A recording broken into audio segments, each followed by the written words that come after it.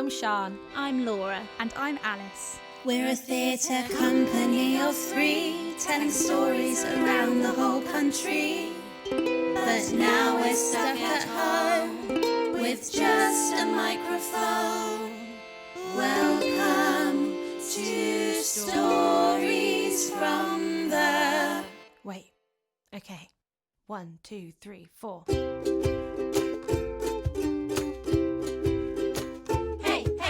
Jumble sales, blackmail, earthquakes on the Richter scale. Farmland, one-man band, chickens getting out of hand. Vintage cars, rock star, cider at the bar. Cake mix, politics, stories from the sticks. Welcome to Stories from the Sticks, brought to you by Scratchworks Theatre Company. Whilst we can't be on the road, we're bringing stories from the road to you. Episode 4, Pat. We're back. Hey guys. Episode 4. Episode 4. I was going to say lucky number 4, but that's not the wrong one. That's the wrong one. That is the wrong I one. think we said One of my friends has lucky number 4, so she'll Really? be happy. Yeah. Is it? I'm is pretty it sure just we their said the lucky number? last episode was lucky. Did we? Oh, Yeah. It wasn't that lucky. It wasn't. It wasn't that lucky. This Oh, now no. we're lucky. We made a social blunder. We did a boo-boo. We did a thing. We thought it was going to be like we did it, and then straight after we realised our fault, and we were like, oh, this will be okay. And now we felt really terrible. So I'm going to actually explain what we did. So we referred to someone called, from Wells Festival. We said their name was Claire and Joe, but actually their name is Roz. Lovely, lovely Roz, who has actually put us Wonderful up. Roz. She's the festival director. She's the festival director. She's worked for the National. She's worked for the RSC.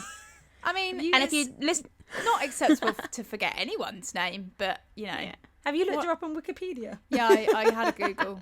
Did a she's Google. a legend. I mean, And if you listen to episode number 3, she's the lady with all the puppies. Yeah. is she's she the- actually the puppy breeder? Because Yeah. I feel like, I didn't realise she was an actual puppy breeder. I thought I she don't- just I don't know had if a it's dog a- that had puppies. I don't know if they continued to breed. I mean, I'm sure. Roz, can you when you Oh, hear no. this? We've made all sorts of bold claims about someone called Claire who's a puppy breeder. And actually, it's a lady called Roz I'm who sure has... there is a Claire who is a puppy breeder out there. But this is not for you, Claire. Sorry. But yeah, she's put us up twice. Twice. Yes. Yeah. We've stayed in her house. We've performed at her festivals. To be honest, we've Had a drank lovely tea time. and probably a glass of wine or two. I'm pretty sure we were given. we a had glass of wine. muesli for breakfast and coffee. wholesome. So good. But yeah, so we have decided that there is a new social etiquette when you forget someone's name, especially when you do it on such a public platform as what we're currently doing. So Roz, we have written you a jingle to say we're sorry. Sorry. And here's the jingle. And here's a jingle. Enjoy. 2, 3, 4. On episode 3, we made a whoopsie. We all forgot a name. We hang our heads in podcast shame. Oh, Roz, don't be cross, such a silly faux pas. Luckily, you have a sense of humour. Because this lockdown phase has befuddled our brain. How could we forget your delightful name? So we did what we do best and wrote a jingle to say that, of course, your name is Roz and not Claire. Or Joe. Well, that was it. That was Hope it did the it. job. That was it. If anyone ever forgets our name now, all I'm expecting is a jingle. I won't accept anything else now. I don't think This I've is ever it. received a jingle. I've always been on the giving side of jingles, but not receiving a jingle. I remember I we wrote had you a one Christmas Christmas. rap. Yeah, We did I wrote you a Christmas jingles. I've written you a Christmas rap, Sean. I mean, That's how cool we are. We write each other Christmas jingles. We've done Christmas jingles. We've done a rap for a wedding for a friend. Yes. It's Oh, how many we a thing. communicate now, basically, through quirky song. Yeah, we have nothing left to talk about, so we just write No. Right, things that rhyme Yeah. vaguely. With a ukulele, yeah. What else is there to do in the time of pandemic? Anyway, On that note, hope you enjoyed the jingle. Let's carry on with the main bit. so who is doing the interview this week? It's me, Laura. Hello. Yay! Take it away, Laura. Today I am interviewing the amazing Pat.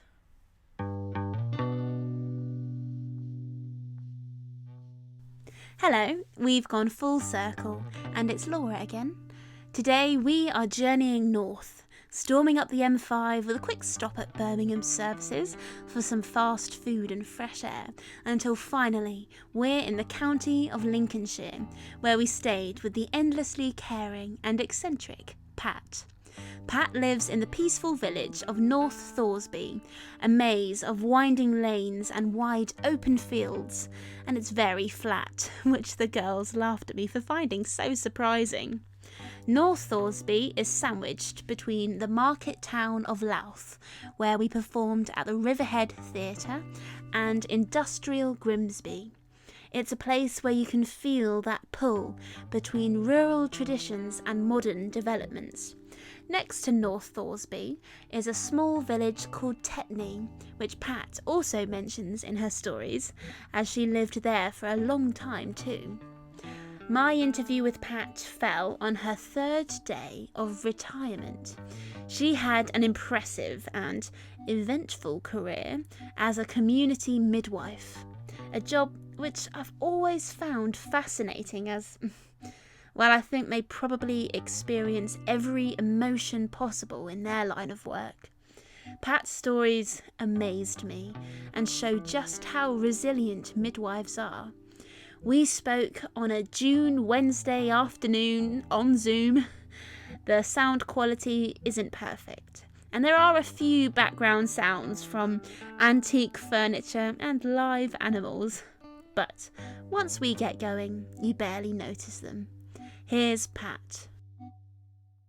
Normally we start, if you wouldn't mind, could you describe where you are at the moment for people listening so they can visualise it? I'm currently sitting in my dining room. It's got a massive table in the middle of it. My husband's antique buy with 8 chairs around it, full of antique clock that's ticking, an antique piano, and a canary. Can you remind me of the name of your canary? I've forgotten. This one's called Smidge. Smidge. I remember Smidge being a delight. The cat's upstairs. She's called Stevie Nicks, the princess. Perfect name. And of course, we're chatting on the third day of your retirement. So how has the first few days been for you? I've been very busy. I don't know what it'll be like in a few weeks' time, but there's people to catch up with. This is my third Zoom thing, Yeah. It's amazing, isn't it? And so there are things doing, and I keep thinking, I'm not going to do anything, and then something occurs. So is this going to be what it's going to be like? I already do cups of teas, but already had about 3 asks this week of people who want to meet up. I think they're more keen to meet up now that they're allowed to, but yeah, if the church and the theatre were getting better, we would probably have more to do as well. Definitely.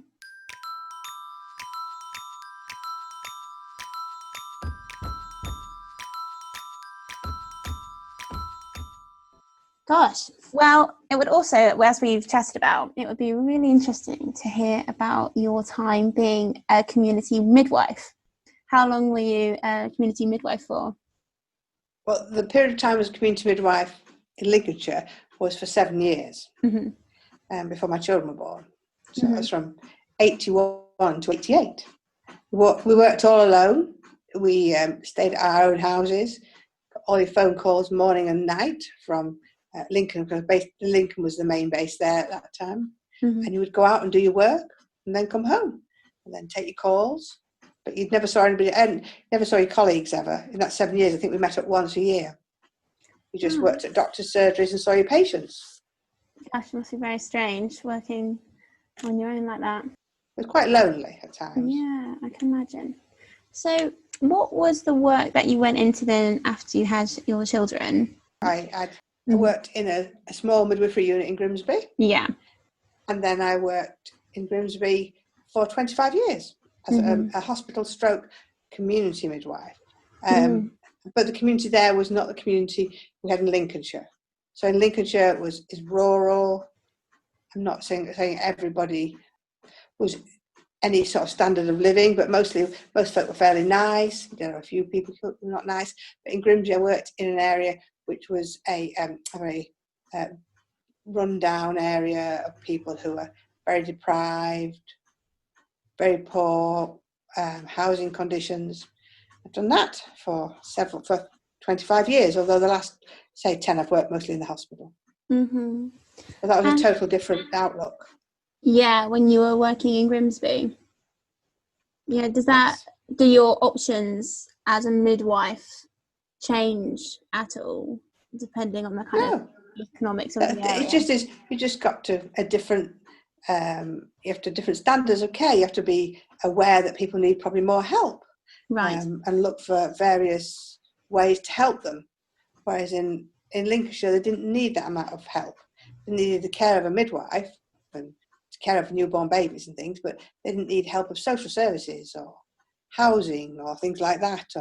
Wow, so you were involved in those conversations? Yes.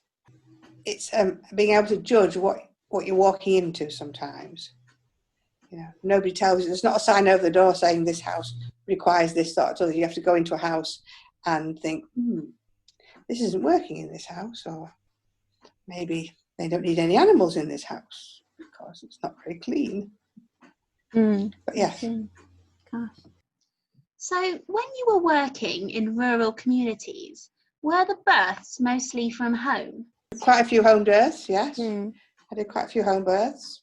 Now you have to remember that life now with mobile phones and all sorts of technology, when I was there, we didn't have bleeps or anything. So what happened was, where the base was in Lincoln, they could estimate where you were, because they knew where your visits were and when your clinics were, and they could estimate that you were possible. And bear in mind that the whole working day could be 100 miles round trip. Wow. They would guess that probably by now you're probably at this house, and they would have the phone number of this house or the next clinic you were at and say, could you ask the midwife to call us because there's a home birth going on. So that was a bit of a phone tree? Yes. Oh, wow. But, I mean, many of our patients didn't have phones, so they couldn't even ring them. They would try to guess where you might be next. That's extraordinary. I've never thought of it like that. At the end of the 8 years, we did start a bleep system, but in Lincolnshire at that time, and it's still not very good, there was not much connectivity. So I can remember coming towards the end of the 8 years I worked there, so that's 81 to 88, inquiring from a mobile phone company whether it'd be worth me buying a mobile phone for work, because it was a nuisance. People couldn't, because you would get to visits and you'd find that you'd been given the wrong address, and you would think, well, how will I find where the right address is? And if there was a telephone box, you could go ring work, or sometimes you might knock at somebody's house and say, could I use your phone if you've got one? Because I've got the wrong address here. But you had to find the people, even if you got the wrong address, because you were in trouble if you couldn't find a house. And you'd already travelled 20 miles just to find this house. So I did inquire of this phone company, and they said where we were travelling, in deep dark Lincolnshire, there was no connectivity. So there's no point buying a phone. No. You can't imagine that now, can you? Gosh, not at all. And you just think of those poor families, in labour. Yeah, the worst I did was 2 days out. I travelled all day. I did all my clinics all one day, my visits, then went to home delivery all night, and then continued the next day to do all my clinics and visits, because we never had anybody to replace us. Right. So intense. Such an intense job. And my husband always took the labour calls, because all our patients were our own. So whereas now people ring hospitals to say, I'm in labour, or can I have advice? My husband, if he was at home, but he wasn't at work, would take up, particularly weekends, took all the calls. They would say, no, she's not here.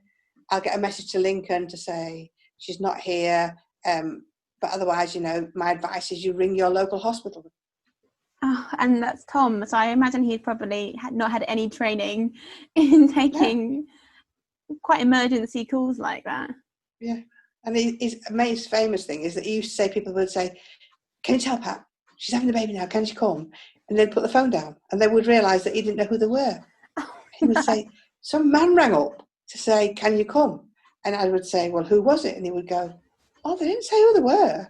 Oh my God. So you'd have to wait for him to ring back. It's such a different way of life. Different world. It's extraordinary. Whereas now you wouldn't expect any of that. No, you'd feel so abandoned if you were just there by yourself, or without the care that you would expect. But I guess at that time, if the wrong phone call is made or the wrong address is given, you're out on your own. Yeah. And no sat nav or anything like that. People used to ring me, friends would ring up and say, hey, have you ever heard of this village? We've got to go there, because they would know that I would know. You would know. You're like the community sat nav. Yeah. Yeah. Well, what were your favourite parts of the job? I like to know everybody. Okay. Because we knew everybody. All our patients, we knew them because we looked after them the whole way through the pregnancy. Unless you were on holiday, you always knew every patient. Whereas the community midwives try now to know their patients, but different people do different clinics, so they don't know the patients. Right. People still know me now. I've delivered many of the people I've delivered. Their children have delivered their grandchildren. Wow. And they say, oh, my mother said to look out for you. Even though I've worked in different areas, I work in Grimsby now, they all come to Grimsby to deliver. Now, these local people. And they go, my mother said to look out for you. Ah, that must be pretty rewarding, I would imagine. It is nice knowing people that way, yes. And is it hard to kind of separate home life with your work life when your job is so intense and the trauma that can be involved? It was in those 8 years. In those 8 years, it was very difficult. Was it? Because we used to go out on our days off and everything in those days. People would ring up and they would go, can you come? And you would think, well, I'm here, so I might as well go. Right. Or people would turn up at your door and go, I think I'm in labour, what shall I do next? You would go, right, this is what you do next. Yeah, goodness. That sounds mildly terrifying now, someone to just turn up at your door in labour, obviously. It is amazing, isn't it? Yeah. You wouldn't think of it now. But yeah, people would know and they would go, I was passing it, I don't feel very well, do you think you could sort me out? And you would know their history. You would know if they've got any ailments or whatever. You would think, right, well, it's time you got into hospital immediately, let's ring for an ambulance now, or find your relatives.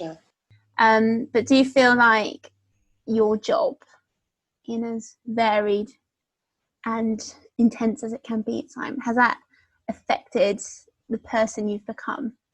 Or if it has, how? I think it's not a career, it's a life. Okay.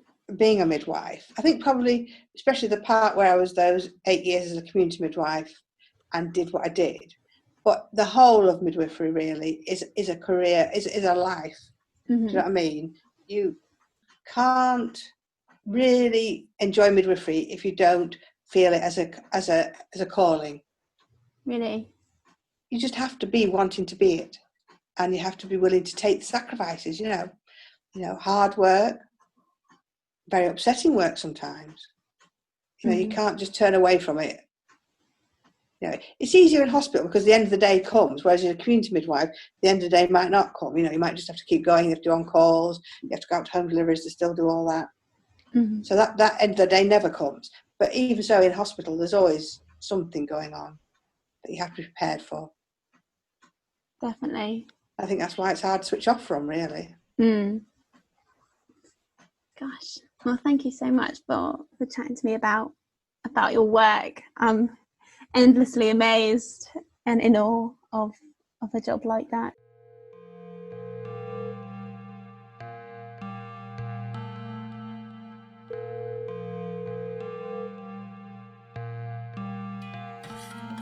If your village was a dessert, what would it be? A fruit cocktail. A fruit cocktail. That's my favourite answer so far. Why is it a fruit cocktail? Because it's a whole mixture of different people with different parts that none of them look the same. Okay. Do you know what I mean? I suppose if you went to a block of flats, you might think all the people in there are the same, but they probably aren't. But whereas when you live in a village of all ages, either Tetney or North Thoresby, particularly Tetney, I think, now with all these new people, but they all become part of the village when time settles down. They've been there a while. they'll all join. They'll want to join in different ways. That's lovely. How far are we going into this analogy? Have you got people in mind who you're like, oh, you're the banana, and so you're the grapes, or is it more Well, of I think basically the whole liquid is the history of the village. Right. So that's the village, and it's sort of meandering along, and people have joined it. So, you know, maybe the squishy squashy fruit are the old people whose history to the village is there. Mm-hmm. And then maybe sharp people like a cherry or something are the people who are maybe a bit famous or a bit, although they're the old people, they're particularly sharp, would you say? And then the rest of the people sort of mootle along and join the gang and leave the gang. Do you know what I mean? Sound like a melon or something, you know, that kind of like fills out the middle, but is very tasty. Yeah. I like that a lot.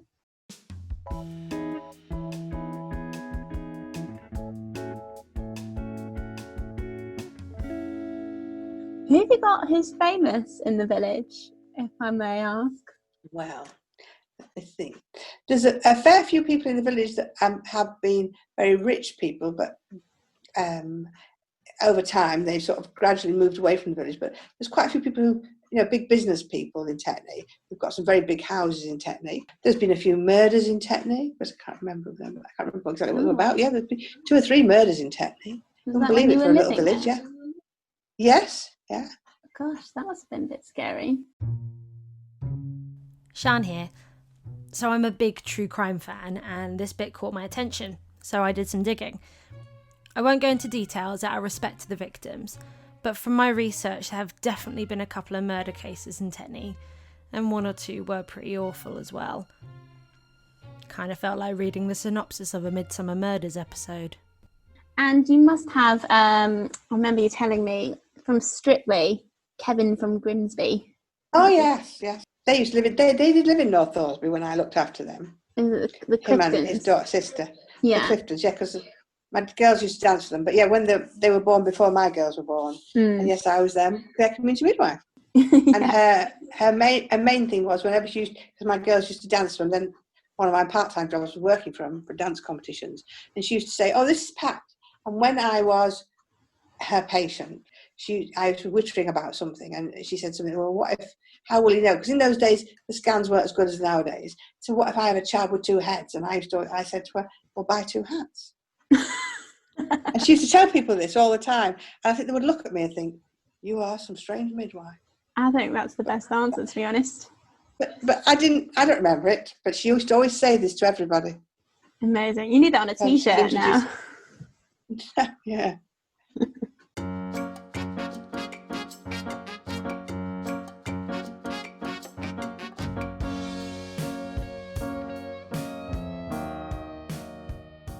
If you could walk around your village listening to some music, maybe, you know, you've got some headphones in and you're walking around, what song or what piece of music would you listen to?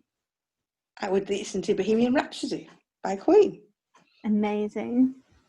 Why would you choose that song? This is my favourite song. Is it? I'm not very big at having... The thing about it is I hate really having headphones on when you're walking around because you miss so much. You know, I know people do it to keep themselves walking fast or whatever, but the thing is you can see so much as you're walking along. You know, different changes in the village, different animals in the village, you know. Or and if you see people, particularly in this current climate, it's so nice to say hello to people, isn't it? Oh, that's such a nice answer. I now feel like this question is all sorts of wrong. You shouldn't be listening to music. You should be enjoying the scenery. Well, a lot of people do walk around with headphones on, but you've got to have a relationship with what you're doing. Because, I mean, you never can tell what you might miss. Like something's not happening that needs assistance. Well, that's maybe your work coming out as well. Always, but, you know, you can always miss something. Things in. Yeah, you know, things change, don't they, every day? I do. So wherever you live, you walk around, you'd see things changing, and you think, "Oh, that's interesting." Normally, I've got my headphones in listening to music. So I'm one of the people who are blissfully unaware.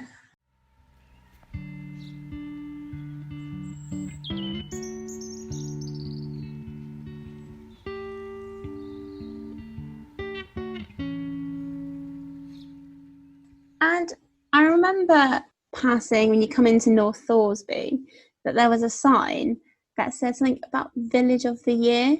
There are these village where people tidy village competitions, and North Thoresby had won one about 2012, and so they would get a sign on the name of the village saying that they won that. I think they won it a few years, but that's just one that was put up.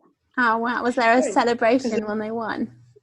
Yes, and the thing is, they have in North Thoresby where I live now, they have a very big committee that is always making tubs of flowers and doing all sorts of things.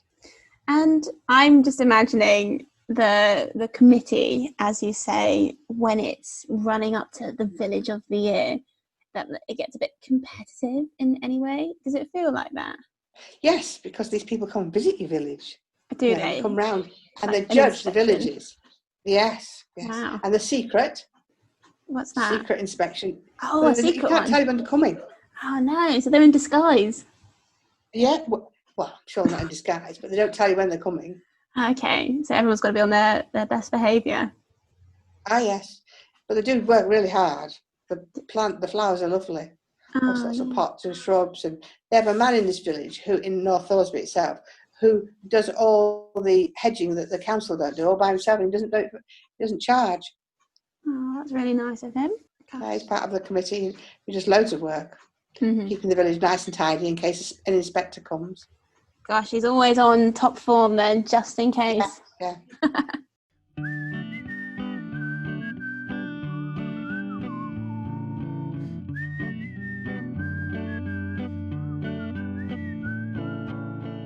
And has there been any particularly hard or challenging times for you and your, specifically your community? I think this COVID business is the most challenging time, but I suppose really changing times. Do you know what I mean? From both North Thoresby and Tetney were little tiny villages, and if you see the pictures of them, there's lots of pictures of those years, and everybody did know everybody. It was a much slower pace of life, and now everybody's got cars, and I think that's probably why the village becomes less of a joined up community, because people go places. Do you know what I mean? They go to work, or they go away on holiday, or they go see friends and relatives. I think in Tetney, because I work by myself, but belonging to the village hall committee was really good, because it was meeting. That's why I joined it, because it met other people to get to know other people. Do you know what I mean? In the village, and I made some very good friendships in the village. We had some really good times, good parties and good things like that. It really nice. It was. I think the other side of all life is that in many days, when women had children, they didn't go back to work, so they could be part of the village things, and they brought everybody together. But of course now everybody's working. If they are working, both partners are working, aren't they? Definitely. And the children go to nurseries from a very young age, and the parents are just not, nobody's there, are they? That's interesting. They go to school. That's all that they do. Because lots of things have been run by women. Lots of church things, village hall things, whatever, community things have been run by women who've got spare time just a bit after looking after the children to do things. But there's nobody there now, is there? No. Or we need to look at how that can evolve with people's jobs as well. Yeah. How communities can adapt.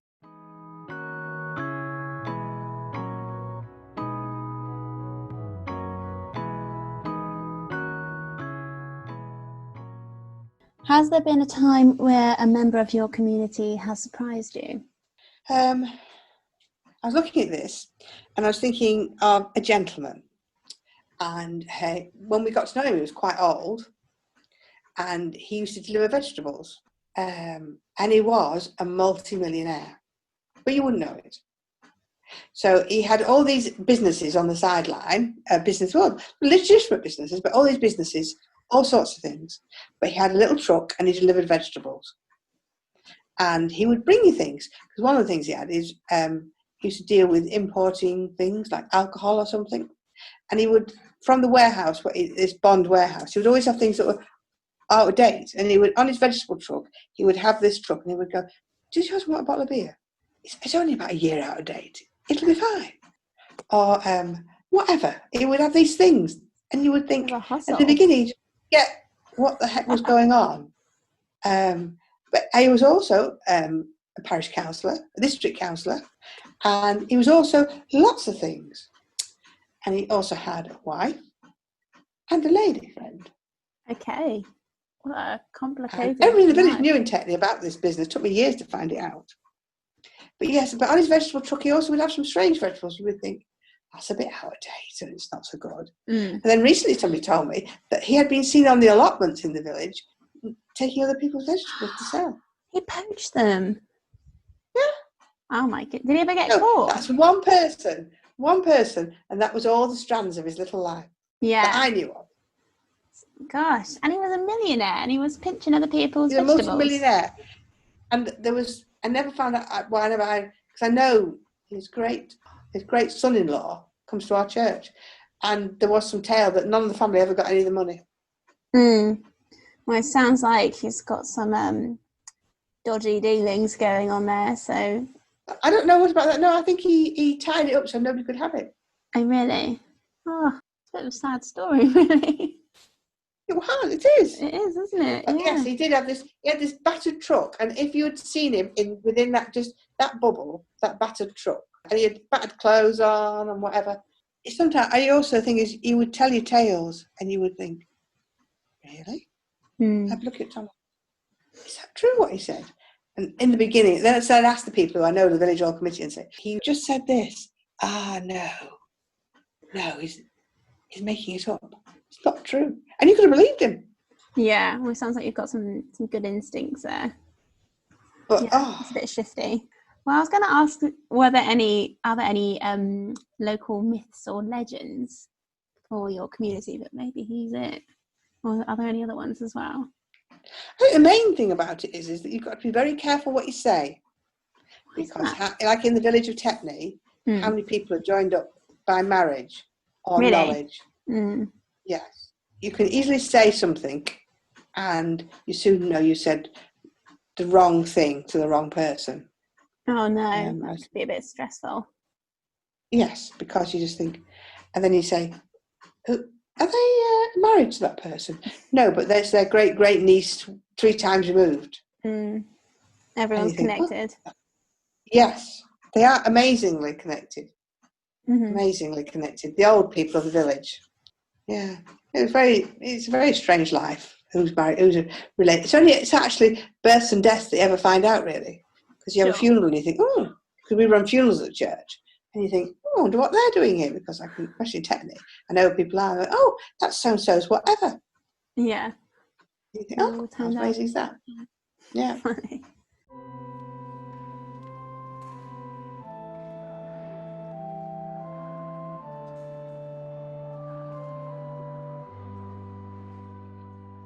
We've covered wide variety of stories. Not any of them was any good. They're wonderful. We've covered village life, midwifery, fruit salads. We've covered plenty. So thank you so much for taking the time out to talk to I hope it's some use for you. That's all I hope. Most definitely. I got in touch with Pat nearly a month after our interview to see how her retirement was going. She said she's been back doing the odd shift as a midwife. She was never one to sit still. She said if we didn't like her interview, then she'd find someone else in the village for us to talk to. Not surprising, as she knows everyone.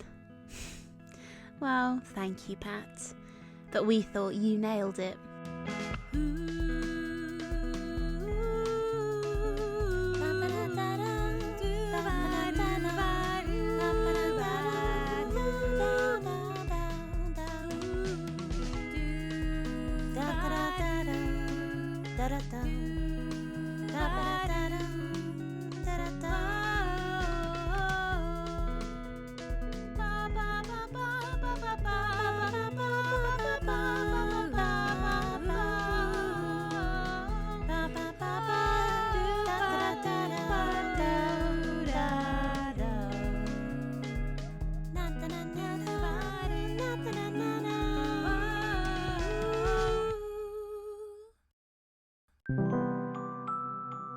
You have been listening to Stories from the Sticks, created by Scratchworks Theatre Company. We'd like to say a huge thank you to Pat for sharing her stories with us, and thanks to Acast for hosting the episodes. Our podcast is edited by Andrew Armfield, and the music composed by Jack Dean. The jingle for Roz is a Scratchworks creation, and all of this is supported by Arts Council England. You can sign up to the Scratchworks mailing list on our website to keep up to date with our news, as well as exclusive content such as podcast bloopers, rando factos, and lots more. Or find us on Facebook, Twitter, and Instagram. Plus, if you're in need of an afternoon activity, we would like you to creatively respond to the question: if your town or village was a dessert, what would it be? Check them out, as we have already had some delicious submissions. Get creative and send us photos of your drawings, paintings, poems, songs, or even baked goods, and we'll display them in our online gallery. Episode 5 is on its way very soon.